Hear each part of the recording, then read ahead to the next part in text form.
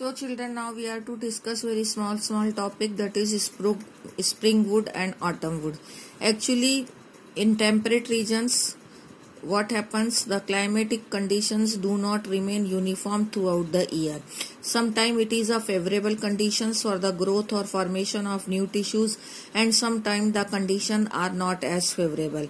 So the favorable conditions are actually called as what? The spring conditions. And the wood which is formed, wood means xylem or new tissue, which is formed by the cambium in the spring season, that is very big in size, or you can say the large number of xylem elements or vessels are formed, and the wood formed during this season is called as spring wood or early wood.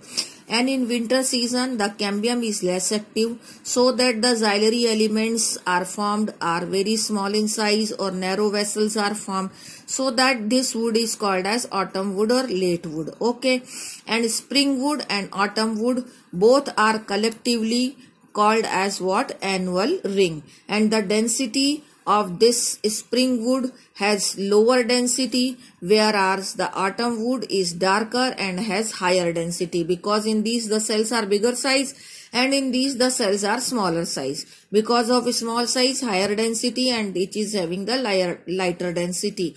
Now both of them collectively appear as alternate concentric rings, and they are called as annual rings. In this diagram which I was telling you, here they have shown the spring wood, and this is what it is called as autumn wood. So both of them are actually forming a annual ring. कि पहले जो भी the small size cells are formed and this is the large size cells are formed, so they are saying this is autumn wood and the spring wood. You can see large size cells, the small size cell. So if in one year these two type of cells are formed, so collectively they are making what? The annual ring. Okay, so this is one topic. Another topic is heartwood and sapwood. So xylem, which is pushed towards the pith, now will be deposited with tannins, resin, oils, gums and aromatic substances and essential oils in central portion, and this innermost layer of the stem will become very hard, durable and resistant to attacks of microorganism and insect. Okay, and these dead elements are highly lignified walls are called as heartwood. जब कोई भी आपने wood piece देखा होगा big trunk वाला, those are so they are very dark in color inside and lighter from outer side. So this dark inner portion is due to the deposition of all these substances, and it is called as heartwood. And this is not meant for conduction of water, it provides the strength. But sapwood, it is responsible for the conduction of water, and this is the secondary xylem, lighter in color, and which is responsible for conduction of water and which is living also, and that is called as sapwood. So these are the two topics which are left in continuation. Now it is coming the last topic of this chapter, that is secondary growth in root. Okay, so that takes place in dicot root only, not in monocot root.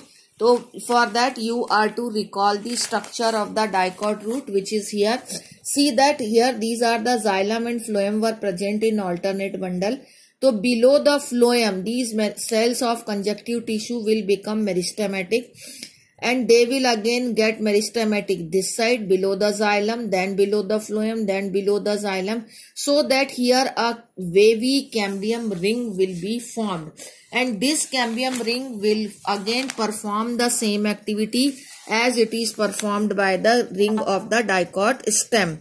Look at here, this is the wavy cambium ring is formed just because of the meristematic activity of the cells present in the pith region below the xylem and phloem, and all that will join to form cambium ring, and ultimately it will form all those actions, perform all those activities which are performed by the cambium of the dicot stem. You will just see that secondary xylem, secondary phloem, everything. Okay, now secondary growth also takes place in the gymnosperm, but it is not taking place in monocots because the cambium is absent. However, in dicot also the cambium is formed at the time of secondary growth only It was not present earlier, but in monocot it is not formed even afterwards. Okay, because they are mostly seasonal plants. They don't need to increase their girth. Is that clear? This is all about this chapter, and this is your 6th chapter is also completed.